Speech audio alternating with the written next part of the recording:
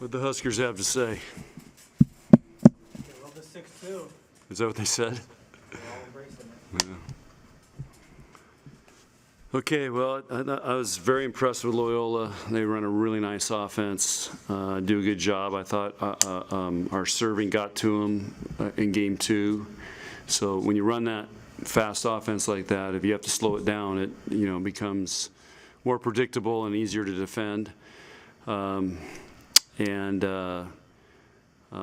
thought we just played really steady volleyball, and we were able to kill the ball, and even when we didn't pass, we've got some pretty good swings. So thought both setters did a nice job, and you always have you got 6 hitters you got to defend in that system. So it's and anybody can get hot. So, but we'll see where we go. John, I asked you last week if you would consider running 6-2, and you said no. What changed your mind to try it out? I said no. Was it for this week or for last week? It was Last week, yeah. We were not thinking about a 6-2 last week. What changed your mind about switching up this week? It's something we've talked about. I feel like when you run a 5-1, your setter has to be really good and find ways to get your hitters kills. Kennedy's still figuring that out. Of course, Nicklin's got 4 years of experience, and Ani's a very good setter. We just felt like, and I want to get these outside hitters on the court. So it gets Allie out there and Lindsay, and so we wanted to look at it and see. So we spent a couple days working on it, and there's disadvantages to everything you do. So you got to pick and choose, and my job is to figure out our best lineup that gives us the best chance to win. Why the 6-2 with Nicklin and Ani? Why those two?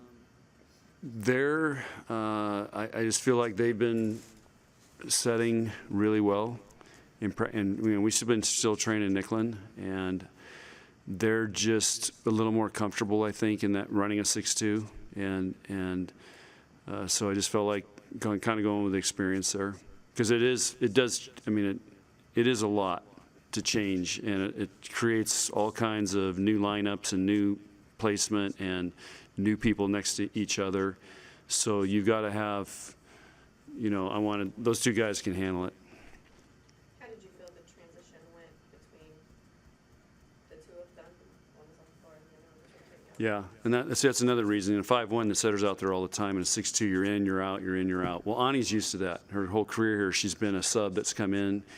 We let her go through the back row before, and Nicklin, I think, is at a point she can handle anything. So. But that is setters like to be in a rhythm, and they have to mentally kind of hang in there until their turn comes, until they get to go back in. Looking ahead to next week, do you think you're going to run a 6-2 maybe against France? I don't know. I got to look at the video and practice tomorrow, and we got another match on Saturday. So I guess look at the video and see, and see what my assistant coaches think.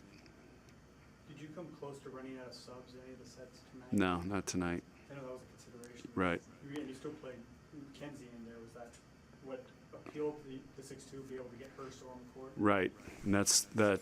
We want her out there as much as we can, so we start to get her through as much as we can before we have to burn a sub.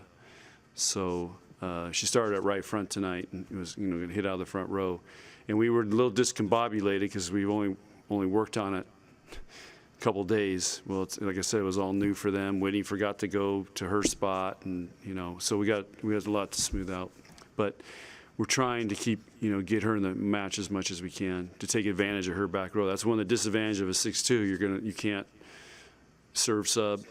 You might get one sub going like Kenzie because you got your other setter opposites subbing. That's why Becca your middle has to serve now, and Becca did a really good job tonight. That kid competes. She made some amazing plays tonight for a middle blocker. Haven't seen that in a while. I think she had a block on their overpass. The overpass you went from block. Is that the type of athleticism you see from her a lot? Well, but just the plays, she came down there. She came off the net and flew. I mean, the ball was like 6 inches off the ground. She came and flew there and popped that thing up. And you don't see many middles in America doing that. That was a ESPN type play. Coach, you had a lot of players contribute tonight. Who would you say impressed you the most? I never look at who impresses because, you know, I look at how our team plays and do we play with each other, for each other as a team? Are we trying to become a great team? And that's, if you do that, then people are going to stand out. And at times, everybody kind of stood out tonight. Did you make progress in the serving game? A little bit. We started off shaky because I've had the heat on them, and we have 5 aces, 6 errors, so that's a pretty good night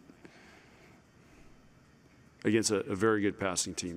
They're very good, and their numbers last weekend were higher than ours passing. And even though they should have never lost to Kansas last week. They never should have lost, and Utah was close, and then they beat Utah Valley. Yeah. So a team's going to win some games.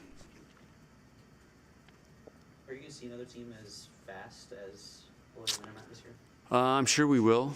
I haven't, like I said, I haven't looked at Mississippi yet, so I don't know what they're doing. I haven't seen. I'm looking on our next opponent. So, but there will. I mean, that is a trend in college volleyball to go faster.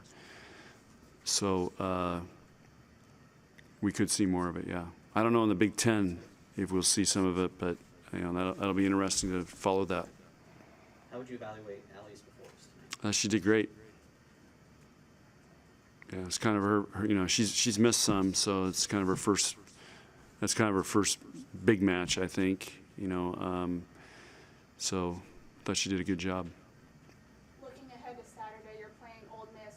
How do you feel playing against Caleb Emworth, who used to be on your side coaching for you, now playing against her? Yeah, well, I coached her too, so I'm proud of her. She had a great turnaround at Ole Miss, and it's fun when these former players come back here, as long as the Huskers win.